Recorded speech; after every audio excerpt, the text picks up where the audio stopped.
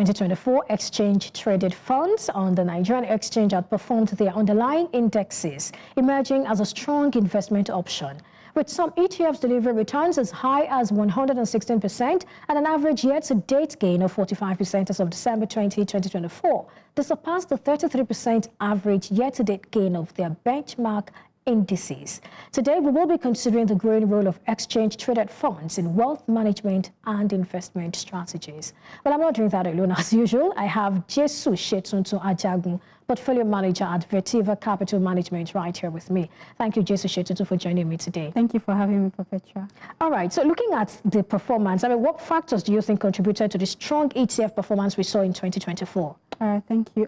So in 2024, we saw that the performance of the individual securities that this exchange-traded fund houses contributed to the performance that we saw in 2024.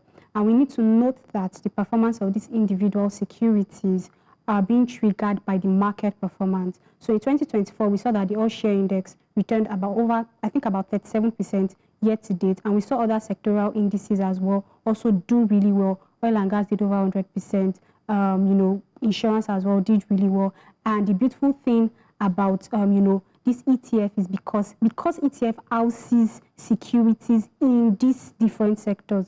If these sectors do really well, you would see the ETF as well also do really well. And aside from that, we have other stocks in, the broad market, like, agriculture, etc., also, doing really well, and that, invariably affected the performance or drove the positive performance that we saw in the ETFs in the year 2024. Oh, that's quite interesting. Are there outliers, maybe some sectors or some ETFs that sort of performed, very well, that, we need to probably just look at them? Okay, yes. So I know the Griffin 30 ETF, for instance, I know it churned out over 30% year to date. And that basically just replicated the performance of the NGX 30 index, which also returned about over 30% year to date. Aside from that, when you say NGX 30, some people are wondering. Okay. Yeah. So the NGX, let me break it down. So the NGX 30 index is basically an index that tracks the top 30 stocks on the Nigerian Exchange Group by market capitalization and liquidity, right? So the top 30 stocks on the exchange, you definitely find them in that NGX 30 index, which means if you are invested in an ETF that tracks this NGX 30 index, you invariably have access to these top 30 stocks that, are in the ETF. So just like I've said, the Griffin 30 ETF, for instance, did really well, over 30%. There's also the gold. Yes, there's also new gold ETF, which is a commodity ETF as well. It depends on what the investor is looking for, which also did really well. It did over 40% year to date. It really performed well. Industrial ETF as well also did well. And we tie all this to, the price appreciation we saw earlier on. That's for the industrial. The price appreciation we saw earlier on in the year for companies that are listed in the industrial goods sector. We saw that trickle down. Even the oil and gas sector, we saw a lot of, it was really buzzing last year due to the deregulation of that sector, the corporate announcement, the acquisitions, all those things. So we saw that actually trickle down into the performance of, these different ETFs, like the Griffin 30 ETF that, houses different stocks in different sectors, like telecommunication, industrial, agri, consumer banking. All right, I want us to go back to the beginning. What are ETFs? We started by talking about how they performed well last year, but for people who probably are hearing this for the first time or do not necessarily know what we're talking about, what are ETFs? Give us an overview. Okay, perfect. So just like what we said, ETF, it means exchange-traded fund. And for simplicity's sake, what does that mean? It is a fund that, tracks an underlying index or that houses a basket of securities that is trading on an exchange. So in Nigeria, for instance, we have the Nigerian Exchange Group, right? So we have ETFs that, track different indices that are trading on this, Nigerian Exchange Group. So I think to also further break it down, another way I like to explain ETF is, I always like to tell people to imagine ETF as, you having a pack of small chops, right? Mind you, you have that pack of small chops that gives you access to assorted chops in it, right? So all you just need to do is buy that pack of small chops and you have access to everything. You have everything. Yes. Whether it's bonds, whether it's, whatever. Yes, that's also the same way ETF works. All you just need to do is buy an ETF that maybe tracks the broad market or tracks different sectors or, tracks, different indices based on what you're trying to achieve. Right. And get access to the underlying security. Let me get you correctly now. Okay. When you say it tracks different sectors, what exactly are you talking about? Does it mean that an ETF can probably focus on, can one ETF now focus on maybe, let's say, just the banking index, or will it bring in banking, industrial, maybe consumer goods? How does it work? Okay, interesting. So I think that would lead me to the different type of ETFs that we have basically. So we have different type of ETFs. We have sector-specific ETFs. We have an ETF that tracks the banking sector, an ETF that tracks the consumer goods sector, an ETF that tracks the industrial sector. If you want to have access to any of this sector, all you just need to do is buy the ETF. Then we also have an ETF that tracks the broad market, right, which gives you access to over 90% of stocks that are traded on the exchange, right? I know you just need to do that. Is where the what's it called? That is where the Griffin 30 ETF, that's where it comes into play. So the Griffin 30 ETF tracks the NGX 30 index. Remember, I defined what NGX 30 index tracks. So once you buy an ETF, it just gives you exposure to that, NGX 30 index. And that Griffin 30 ETF, which tracks the top 30 stocks on the NGX index, have stocks that are, diversified across different sectors. So you have stocks that are in oil, you have stocks in the oil and gas sector in that ETF, you have stocks in the consumer goods, industrial, banking, agri, everything. So it depends. We have different type of ETFs, honestly, for different purposes based on your objective or the objective you're trying to achieve as an investor. Talking about objectives, I think I'll come back to that. But one thing I want to know is, one of the things I've come to realize is when you look at the various ETFs we have in Nigeria, most of them are equity-based. Maybe just a few or even one on commodities and then maybe a few on bonds. Why is that? Well, I think aside from Nigeria, globally, we have more equity-based ETF because equities are definitely more popular. I'm not saying they're not fixed income ETFs, but if you also look at, the fixed income universe, it can sometimes be, should I say, hard to administer. But I think it's still like, because of the popularity of equity ETFs, I think that's why we've seen more equity ETFs in the Nigerian market and also globally. But then it doesn't mean we don't have more room. I mean, there's still more room for growth because ETF just basically helps, investors and, the market, basically expressing the market opinion or diversity. Yeah. That's interesting. Okay, so you were saying something earlier. I'd like you to talk to us about the adoption level in Nigeria before we come to that. So with respect to ETF adoption in Nigeria, I would say it's quite growing, which is why, so one of the things I like to say is I feel like if more people are aware that a certain investment option is available, they'll be able to read up more on it and they'll be able to, if they want to, after doing their research, sort of play in that space, they can play in that space. So I would say in Nigeria, ETF is still growing. People are still trying to, get used to the fact that, okay, there is an investment product called exchange traded fund that you can use to, mirror the market, or that gives you easy exposure to the market without you actively, should I say, researching. Because if you also look at it, another thing I always like to tell people is, if you're actually doing your work well, for you to say you want to invest in these different individual stocks, you need to do your research very well. You need to look at how have these stocks performed over the years, like, what are the projections, etc. You need to, be very abreast of the market for individual stock selection. But what ETFs now helps you to do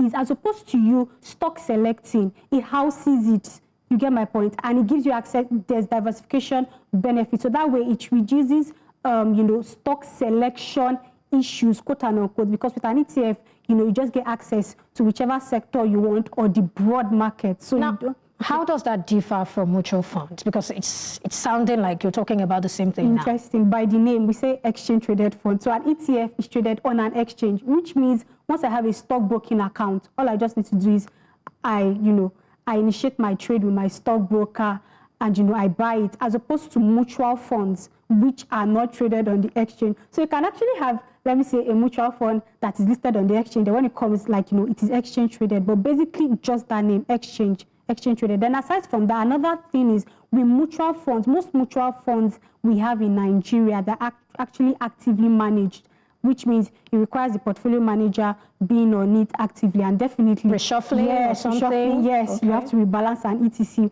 Make good selections. And for that, it means the management fee would be higher. But for the ETFs we currently have in Nigeria, all the ETFs we have in Nigeria are currently, So let me come here now. I mean, based on market dynamics, if I see that a particular sector is wobbling and all of that, and then I have an ETF, isn't there room for me to make adjustments? Yes, so you can actually, that's called portfolio construction. You can definitely you can definitely construct your portfolio, decide to say you want to exit, decide to say you want to come in. I mean, you're saying wobbly, it means that the prices will definitely be going down at that time. It depends on your objective and also the projection for that sector. It might be a good time for it to say, okay, so let me simplify this. Okay. Let's say I bought an ETF that is probably tracking a particular sector, maybe consumer goods, right? And at the end of the day, consumer goods are taking the hit as a result of interest rate and, you know, some other things. What can I do? It also depends on why you are investing in consumer goods and your objective as an investor. Now, if you're a long-term investor, you can decide to say you want to, you know, wait it out based on, you know, the projections for the consumer goods. Oh, I just feel like they're having, you know, a not so good time due to everything that's currently happening. But I can decide to exit. Then you can decide to exit. That's why it's exchange traded. You can easily buy, you can easily sell. So it depends on what you're trying to achieve as, you know, as an investor, which brings us back to the fact that I just feel like because it's an exchange traded fund, you can easily buy it, you can easily sell it once you have a stockbroking account on the exchange. So how do I get on board, like if I want to start? I mean, once you have a stockbroking account, you can easily buy or you can easily sell. And if you don't have a stockbroking account, you can reach out to do your research, reach out to stockbroking companies, you know, that, you know, are available, and you can easily just open an account and initiate your trades once you have them opened. Okay, so there is this thing about people who are interested in ethical investing and some ESG considerations. So if I am that kind of person, do I have anything for me? So currently in Nigeria, we definitely have an ethical investment, but we currently do not have an ESG investment. Like I said, the ETF market is currently still growing in Nigeria. There's still a lot of room for a lot of opportunity for growth in the ETF market, right? So you definitely just do your research. What are the available ethical ETFs? Because we actually have an ethical ETF you can definitely, you know, buy into. So there's basically something for everyone, I think, based on what you're trying to achieve and the underlying securities you would like to buy into. Okay, so for someone who wants to invest in ETF, what are the considerations? I mean, what do you look at before you then? What should I look at before choosing? So you definitely have to look at how has the ETF performed over the years. Number two, what are the, you know, benefits that this ETF is offering you? And also, what's your objective as the investor? Are you trying to invest in ETF because of capital appreciation or because of dividend payment, right? Because those are two major reasons why you see investors playing. Okay, there's also dividend payment. Yes, there's also dividend payment there. So you see some people say, oh, I need dividend. There are ETFs that actually pay dividend, you know, consistently. And this is now where it gets interesting, right? You remember when I was defining, you know, the Griffin 30 ETF, all those different ETFs that, you know, houses different securities. Now, if those underlying securities that this ETF houses, if they pay distribution, right, it is expected that the ETF as well would pay distribution. I mean, depending on what the trust deed of that ETF actually states. So if the ETF, the underlying security is paying distribution, the ETF is also paying distribution, and investors as well are also paying distribution. But then going back to what should I look out for? So it depends on your objective. Am I looking for ETFs that pay distribution? Do your research. Has this ETF paid distribution over XYZ period of time? What are the current constituents? How often do they rebalance, you know, these indices? Because another thing I need to also mention is that because we are saying that, take for instance, the NGX 30 index, it, you know, tracks the top 30 stocks by market capitalization and liquidity, it means that there has to be, like, you know, some rebalancing, right, due to, you know, stocks, you know, taking higher position based on market capital. So what the NGX does is that they rebalance, you know, ETFs half yearly. So rebalancing would happen in January, rebalancing will happen in July. So it's expected that the portfolio manager rebalances the portfolio to be in line with, you know, the top 30 stocks according to market capitalization and liquidity. So basically just do your research. Why are you buying into ETFs? Is it because of capital appreciation? Is it because of dividend payments? How have they performed? Who are the fund managers? Are they licensed by the SEC? If it's traded, I don't think it can be traded without being, you know, licensed and all. Okay, you're talking about the managers. Yes, okay. Who are the managers? Because you're saying what should investors look out for before, you know, buying into the, who are the managers, like, you know, how have they performed over the years? You also want to look at that. What are the underlying securities that this ETF, you know, they track? I mean, like you also said, it's traded, so you can easily just buy and sell after doing your research on the ETF. So how do I build wealth with this? Because that's the cocoa. So, you know, the same way you would also build wealth using stocks, you can also build wealth using ETF. You can construct your portfolio using ETF. I can decide to say, I want to just, let me say, get access or get exposure to the broad market. And so I buy an ETF that tracks the broad market. Just before you continue, let me come in here. Now, if I had done an individual stock, I'm a shareholder, sort of. But with this, am I a shareholder? You definitely are a shareholder. Even because with you're buying into it. Okay. Yes, you're buying into it, right? So you, let me say, I don't want to mention names. So you're invested in an individual stock, right? You're a shareholder. Yeah, you can mention names. Just to...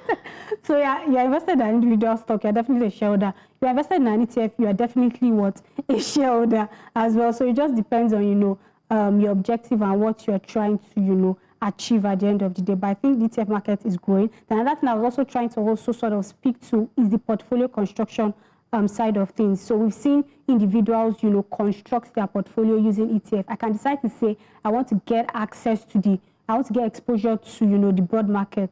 I just buy an ETF that tracks NGX, 30. Then I build my portfolio. My core portfolio is NGX 30. Or let me say, I'm deciding to say, okay, I want to just invest in just sector-based ETFs, right? And so I just put sector-based. So maybe that's my core. Or I can be diversified across board. So I have an ETF that tracks the top 30 stocks in my portfolio.